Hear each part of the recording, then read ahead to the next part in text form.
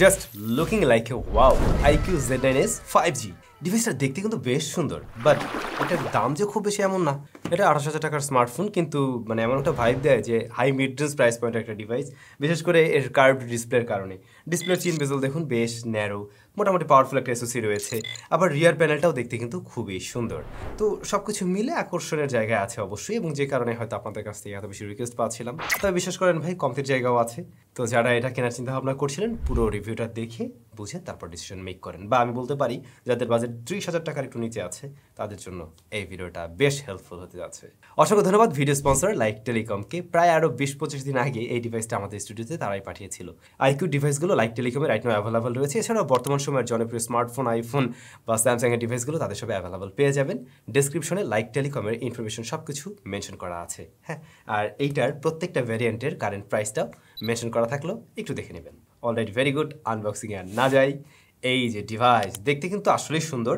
রিয়ার প্যানেলটাতে আমরা একটু রিফ্রেশিং বা ডিফারেন্ট ডিজাইন দেখছি। এই রিসেন্ট টাইমে iQOO যে ডিভাইসগুলো আসলে প্রত্যেকটা ডিজাইনেই বলতে পারেন, ওই যে গতকালকে ভিডিওতে যেমনটা দেখছিলেন Redmi Note 14 সিরিজের ওরকম টাইপের ডিজাইন দিয়ে আসছে, বাট এটার ক্ষেত্রে আমরা বেশ কিছুটা ভিন্নতা দেখছি। আর রিয়ারে আমরা দুইটা ক্যামেরা দেখবো। রিয়ার প্যানেলটাতে এটা গ্লাস লাগলেও আমার কাছে কেন যেন প্লাস্টিক মিক্স টাইপের মনে হচ্ছে আর কি।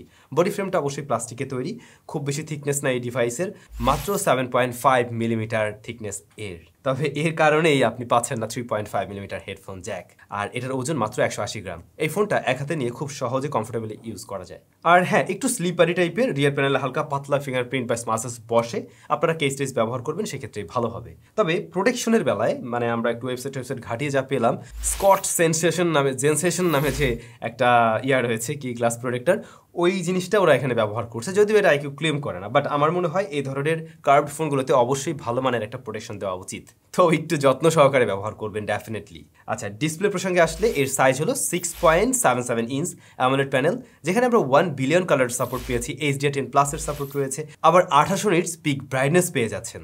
আর আমি চেক করে দেখছিলাম 120 হার্টসটা ঠিকভাবে পুশ করতে পারছে এই ডিসপ্লেটা। ইভেন UFO টেস্টেও আমরা দেখছিলাম একদম ঠিকঠাক রেজাল্টই দিচ্ছে। থাকছে low blue light certification, 2160 hertz PW dimming.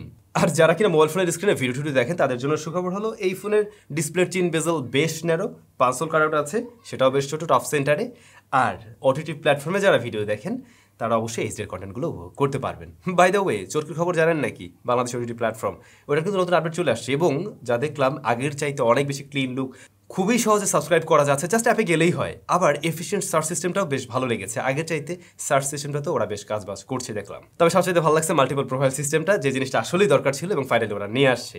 আর রিকমেন্ডেশন অ্যালগরিদম সিস্টেমটাও আগের চাইতে অনেক বেশি বেটার হয়ে কাজ করছে। বাই দ্য ওয়ে, তুফান মুভিও কিন্তু চলে আসছে চরকিতে, সো আপনারা চাইলে অবশ্যই একবার ভিজিট করে দেখতে পারেন। এবং SAM10 এই কুপনটা ব্যবহার করলেই আপনি 10% ডিসকাউন্ট পেয়ে যাচ্ছেন।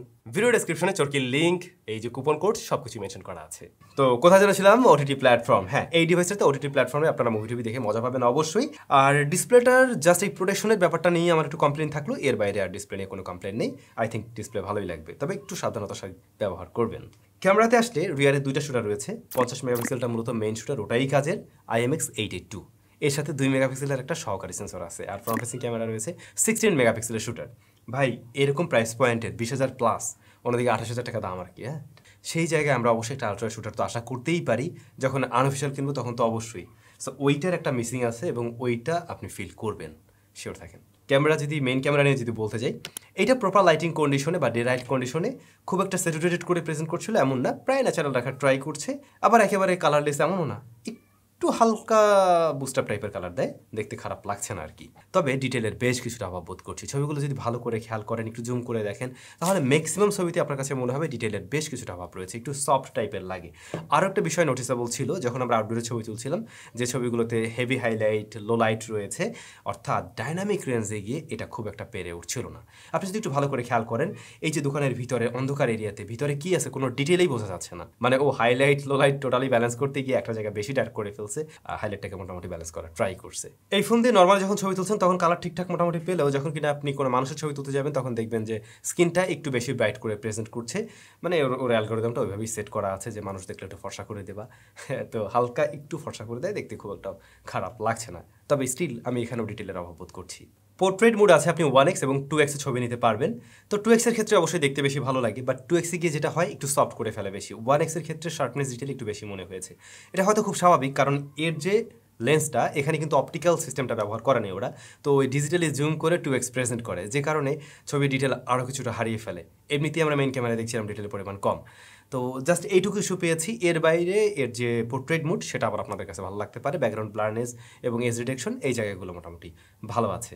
বাকি থাকলো ফ্রন্ট ফেসিং ক্যামেরা, যা বাই ডিফল্ট একটু ওয়ার্ম টোনের দিকে ছবি দেয়, হালকা একটু ওয়ার্ম টোনের ছবি দেয়। ইনডোরে বেশ কিছুটা সফট করে, বাট আউটডোরে গেলে মোটামুটি এই জায়গাটা ফিক্স করার ট্রাই করছে। স্টিল স্কিনটা আপনি একটু সফটনেস লক্ষ্য করবেন, যা দেখতে খারাপ লাগে না। আমি আবার বলছি, দেখতে খুব একটা খারাপ লাগে না, কিন্তু টোন হালকা একটু চেঞ্জ করবে আর কি। এই লো লাইটের ছবিগুলো খুব একটা ওভার কন্ট্রাস্টি লাগেনি, মোটামুটি ঠিকঠাক মনে হয়েছে, কালারফুল মনে হয়েছে। তবে ডে লাইটের তুলনায় আরও একটু সফট, এগুলো অবশ্যই একটু স্টেডিভাবে তুলতে পারলে তখন কিন্তু মোটামুটি বেটার আউটপুট বের করা সম্ভব হয়। কিন্তু ছবিতে যদি হেভি লাইট চলে আসে, সেটাকে কন্ট্রোল করতে গিয়ে একটু হিমশিম খায়, সেই জায়গাটা খুব একটা ভালোভাবে ব্যালেন্স করতে পারছিল না আর কি লো লাইটেও। আর এই স্মার্টফোনে মেইন ক্যামেরায় ভিডিও রেকর্ড করা যায় সর্বোচ্চ 4K 30 FPS এ। ভিডিও স্টেবিলিটি মোটামুটি মনে হয়েছে আমার কাছে, কিন্তু ভিডিওতে অটো ফোকাসিংটা পারফেক্টলি কাজ করছিল না, এইটা মাঝে মাঝে একটু ছেড়ে দিচ্ছিল, আর হালকা জিটারিং লক্ষ্য করছি। That's it. 4K 60 FPS থাকলে আরও সুবিধা হতো। নাও পারফরমেন্স সেকশন। ডিভাইসেতে প্রসেসর হিসেবে রয়েছে MediaTek Dimensity 7300, যা মূলত 4nm এর একটি SoC, এবং অলরেডি এর আগেও বেশ কয়েকটা ডিভাইস আমরা ব্যবহার করছিলাম। 28K বা 30K এর নিচে বলতে পারেন, এটা কেবল একটি SoC 5G চিপ। এই স্মার্টফোনটা রান করছে Fantas 14 বেসড অন Android 14। তবে আরও দুইটা মেজর আপডেট পাওয়া যাবে। 16% তো আপনি আর কি পাচ্ছেন এখানে, তবে আরেকটু পেলে আরও বেশি সুবিধা হতো। এখানে যে র্যাম রয়েছে তা LPDDR4X এর, আর র্যাম পাচ্ছেন দুইটা 8 এবং 12, সেই সাথে 256 এবং 128GB। Storage type UFS 2.2। আমরা চেক করছিলাম, এটা রিড রেট স্পিড বেশ ভালো, হ্যাঁ বেশ ভালো পেয়েছি। কিন্তু তবে দুঃখের বিষয়, আপনি আলাদা করে কোনো মেমোরি কার্ড ব্যবহার করার সুযোগ পাচ্ছেন না। তো বুঝে শুনে নেবেন আপনার জন্য আসলে কোনটা দরকার, 128 নাকি 256, ওইভাবেই নেবেন। এমনিতে ফান্টাস ওয়েস মোটামুটি কিন্তু বেশ ক্লিন টাইপের, এবং বেশ ক্লিন একটা এক্সপিরিয়েন্সই আমাদের দিয়েছে, যদিও এর মাঝে বেশ কিছু ব্লোটার আমরা পেয়েছি। স্ন্যাপচ্যাট এই জাতীয় বেশ কিছু ব্লোটার আছে, যদি আপনার প্রয়োজন না হয় সেগুলোকে আনস্টল করে নেবেন, সেক্ষেত্রে আর একটু ক্লিন ভাইব পাবেন। তবে ডে টু ডে টাস্ক সামলাতে গিয়ে এই ফোন কখনো হ্যাং করেনি, ল্যাগ, স্ট্যাটার, মাইক্রো স্ট্যাটার এই জাতীয় প্রবলেম ফেস করেনি, বা আমরা ওভারহিট হতে দেখিনি। ইভেন আমরা এটাতে থার্মাল থ্রটল টেস্ট করছিলাম, সেখানে গিয়েও দেখছিলাম না এই ফোনটা হেভি হিট জেনারেট করছে। 89%-এর মতো পারফরমেন্স ধরে রাখতে পারছে। গেমিং টাইমে হালকা ওয়ার্ম হয়, ওটা আমরা গেমিংয়ের বেলায় বলছি। আর একটা বিষয় খেয়াল করলাম, মাল্টিটাস্কিং এই ফোনটা বেশ ভালো রেজাল্ট দিচ্ছে। 12GB র্যাম ভ্যারিয়েন্টের ফোনটা দিয়ে আপনি মোটামুটি চাইলে 12-13টা অ্যাপ্লিকেশন ইজিলি হ্যান্ডেল করতে পারবেন, লং টাইমেও ব্যাকগ্রাউন্ডে ফেলে রেখেও কাজ করতে পারবেন। সেক্ষেত্রে আগের ওপেন করা অ্যাপগুলো দেখবেন ক্র্যাশ করছে না আর কি। র্যাম ম্যানেজমেন্ট ভালো পেয়েছি। যে সমস্ত অ্যাপ ব্যবহার করতে গিয়ে হেভি ইন্টারনেটের প্রয়োজন হয়, সেক্ষেত্রেও ফোনটা খুব একটা হিট জেনারেট করেনি। মোট কথা একটা হাই মিড রেঞ্জ বাজেটের স্মার্টফোনের মতো রেজাল্ট দিয়েছিল, কোনো ধরনের চপি টাইপের ফিল আমরা এতে পাইনি।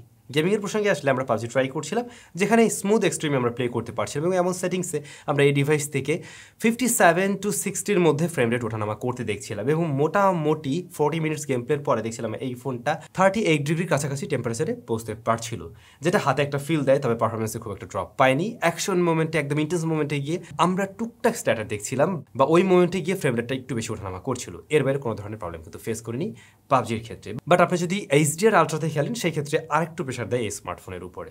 এরপরে গেনশন ইম্প্যাক্ট ট্রাই করি, বাই ডিফল্ট সেটিংসে প্লেবল রেজাল্ট পাচ্ছিলাম। ওরকম সেটিংসেই তুলনামূলকভাবে একটু বেশি হিট জেনারেট করছিল, আর ফ্রেম রেটটা একটু বেশি ফ্ল্যাকচুয়েট করছিল আর কি। তবে ভালো রেজাল্ট পেয়েছি আমরা কিন্তু COD এবং ফ্রি ফায়ারের ক্ষেত্রে।